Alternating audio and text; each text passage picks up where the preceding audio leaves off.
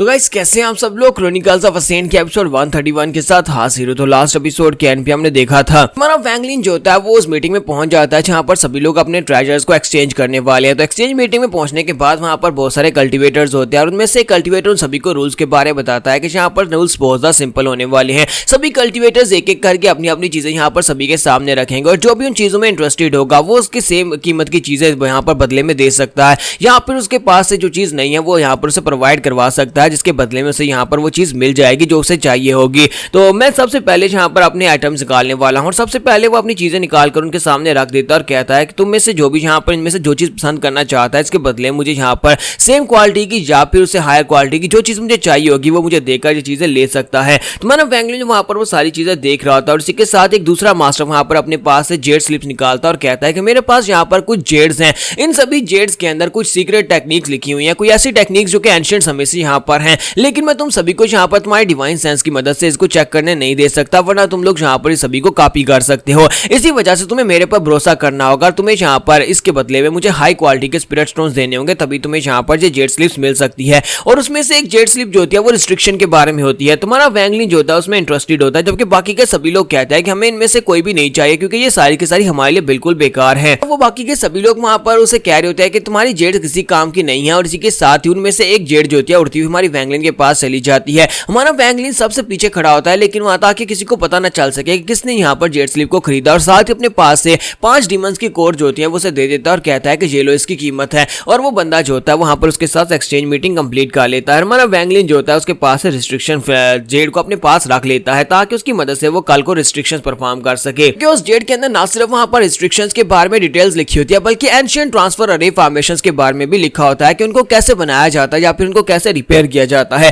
तुम्हारा वैंगलिन भी वहां पर अपने पास से अपनी आइटम्स निकालता और कहता है कि मेरे पास भी यहाँ पर कुछ चीजें हैं, मैं यहाँ पर अपनी चीजों को ट्रेड करना चाहता हूँ। क्या किसी के पास यहाँ पर प्लैनेट सुजाकू का डिटेल्ड मैप है? क्या किसी के पास यहाँ पर नक्शा है? मैं नक्शे के बदले में यहाँ पर ये सारी चीजें ट्रेड करने को तैयार हूँ। तो वो सभी लोग उसकी बात सुनने के बाद हंसना शुरू कर देते हैं और कहते हैं लड़के लगता है कि तुम यहाँ पर नए हो, लगता है कि तुम्हें इस बारे में बिल्कुल भी अंदाजा नहीं है कि मैप कितना ज्यादा महंगा होता है। अगर हमारे पास यहाँ पर डिटेल्ड मैप होता है तो हम लोग यहाँ पर एक्सचेंज मीटिंग में से यहाँ पर ट्रेजर्स खरीदने के लिए बिल्कुल भी नहीं आते, बल्कि हम लोग उस मैप को फॉलो करते हुए इस दुनिया में छुपे हुए सारे ट्रेजर्स को निकाल लाते, क्योंकि सुजाकू का पूरा मैप तो अभी तक किसी के पास भी नहीं है और अगर किसी के पास होगा भी तो वो तुम्हें इतनी आसानी से नहीं मिलेगा, इन सारी चीजों के बदले में तो बिल्कुल भी नहीं मिलेगा। एक मैप जो होता है वो बहुत ज्यादा पावरफुल होता है और मैप किसी के पास भी लग जाए तो वो बहुत ज्यादा खतरनाक वेपन है, इसी वजह से मैप बहुत ज्यादा महंगे होते हैं। तुम्हारा वैंगलिन वहां पर बिल्कुल चुप हो जाता है क्योंकि उस बेचारे को अब यहाँ पर लगता है कि मैप खरीदना बहुत ज्यादा मुश्किल होने वाला है। उनमें से एक लड़का आगे बढ़ता है और उसे कहता है कि मेरे पास यहाँ पर एक मैप है, मेरे पास सियाफ ज़ूमो के अलावा आसपास के 4 कॉन्टिनेंट और साथ में पूरे 148 कंट्रीज इसके अंदर आते हैं। मेरे पास इतना बड़ा एक मैप है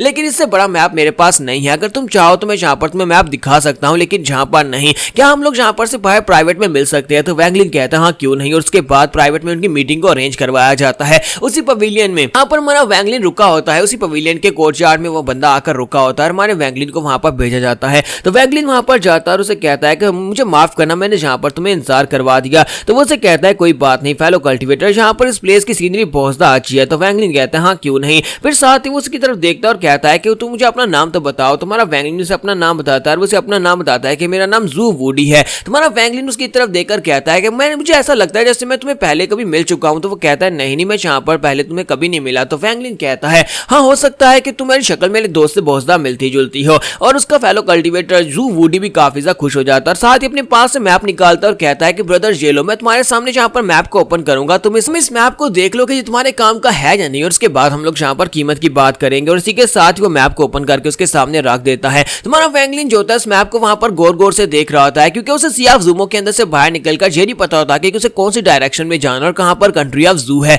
तो इसी के साथ उसे वहां पर दिखाई देता है कि एक दूसरे कॉन्टिनेंट के अंदर एक छोटा सा जू का लफ्ज लिखा होता है। तुम्हारा वैंगलिन कहता है लो मुझे यहाँ पर कंट्री ऑफ जू का एक मैप मिल गया है। साथ ही वो सोच रहा होता है कि अगर मैं चाहूं तो इस बंदे को बड़ी आसानी से मारकर इसके पास से मैप छीन सकता हूं क्योंकि ये बंदे की कल्टीवेशन लेवल इतनी ज्यादा भी नहीं है, लेकिन मुझे लगता है कि ये एप्रोप्रिएट नहीं रहेगा। और जबकि वो दूसरा कल्टीवेटर जू वूडी भी इस बात को समझ जाता है और उसे कहता है कि ब्रदर वैंगलिन अगर तुम यहाँ पर ये सोच रहे हो कि तुम मुझे मारकर मेरे पास से नक्शे को छीन लोगे तो तुम यहाँ पर ये नहीं कर पाओगे, क्योंकि मैंने अपनी सोल को इस नक्शे के साथ इम्ब्यूड किया हुआ है। अगर तुम मुझे मारोगे तो ये नक्शा खुद ब खुद यहाँ पर डिस्ट्रॉय हो जाएगा और तुम्हें कुछ भी नहीं मिल पाएगा। तुम्हारा वैंगलिन उसे कहता है कि मुझे ये बताओ कि यहाँ पर तुम्हें इसके बदले में क्या चाहिए। तो वो कहता है कि मैं चाहता हूँ तुम मेरे लिए किसी को मारो। तो तो वैंगलिन कहता है कि उसका कल्टीवेशन लेवल क्या है, तो वो कहता है कि इस वक्त वो नेशनल सोल स्टेज की हाफ स्टेप पर यानी कि वो मिडिल लेवल पर है। तुम्हारा वैंगलिन कहता है चलो मुझे बताओ कि वो कहां पर मिलेगा, और इसी के साथ ही वो दोनों वहां पर से निकल पड़ते हैं। तो जैसे ही वो लोग पहाड़ों की तरफ जा रहे होते हैं, वहां पर हमारे वैंगलिन को महसूस होता है कि 4 कल्टीवेटर्स पहले से वहां पर छुपकर उसका इंतजार कर रहे हैं। वो चारों ही नेशनल सोल स्टेज के कल्टीवेटर होते हैं। तुम्हारा वैंगलिन कहता है कि मुझे लगा ही था कि यहाँ पर कुछ ना कुछ तो गड़बड़ है।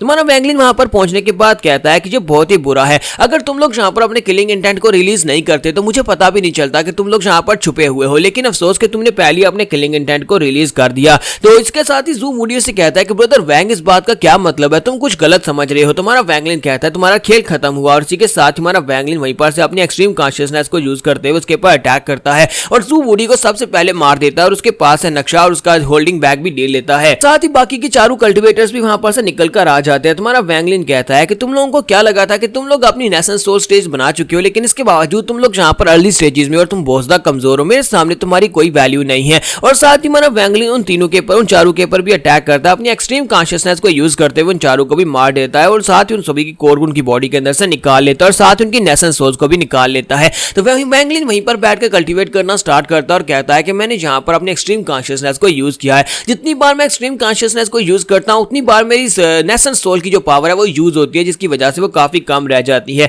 लेकिन अब जबकि मेरे पास इन सभी के बैग ऑफ होल्डिंग्स आ चुके हैं, जिनके अंदर कोई ज्यादा अच्छी चीजें नहीं है, तो फिर ठीक है मुझे यहाँ पर से निकलना होगा। और साथ ही वो कहता है कि यहाँ पर इनके पास दो ही चीजें अच्छी थी, एक वो पूरा नक्शा जिसके मुताबिक मैं यहाँ पर हर एक चीज को देख सकता हूँ, यहाँ पर उस नक्शे के अंदर डिटेल में सारी की सारी एंशिएंट अरे फॉर्मेशंस का लोकेशन के बारे में बताया गया कि वो कहां पर है और कहां पर लेकर जा सकती हैं। दूसरा यहाँ पर मुझे एक शीट मिली है, हालांकि ये शीट मेरी वाली शीट जैसी बिल्कुल भी नहीं है जो शीट मेरे पास पहले थी, लेकिन इसके ऊपर निशान थोड़ा अलग है। मेरे वाली शीट जो थी वो मेरी तलवार की एनर्जी को बढ़ा देती थी, लेकिन ये वाली शीट जो है ये एनर्जी को गैदर करती है, यानी कि एनर्जी को अपने अंदर स्टोर कर लेती है। मुझे लगता है कि इस तरह की और भी शीट सोच सकती हैं। मुझे लगता है कि ये शीट जिसने भी बनाई होंगी ये काफी ज्यादा स्पेशल है, ये काफी ज्यादा मिस्टीरियस ट्रेजर्स हैं। और इसी के साथ ही वैंगलिन कहता है कि चलो अब यहाँ पर से निकलते हैं। अब जबकि मेरे पास यहाँ पर शीट भी आ चुकी है और साथ ही मेरे पास मैप है, तो सबसे पहले जाकर किसी एंशिएंट ट्रांसफर अरे को ढूंढते हैं जिसकी मदद से मैं सीधा अपने कंट्री ज़ू के अंदर जा सकूं। और इसी के साथ ही नेक्स्ट सीन जो होता है वारगा टेंपल का दिखाया जाता है। शायद आपको याद हो कि वारगा टेंपल के अंदर भी एक मिस्टीरियस इंसान था जो कि वहां पर कल्टीवेट कर रहा था और पिछले कई हजारों सालों से वहां पर सो रहा था। आज अचानक से वहां पर से वो निकल आता है, उसकी कल्टीवेशन पूरी हो जाती है और वहां पर से वो बाहर निकलता है और कहता है फाइनली मैं यहाँ पर इस छोटे प्लेनेट को छोड़कर जा सकता हूँ।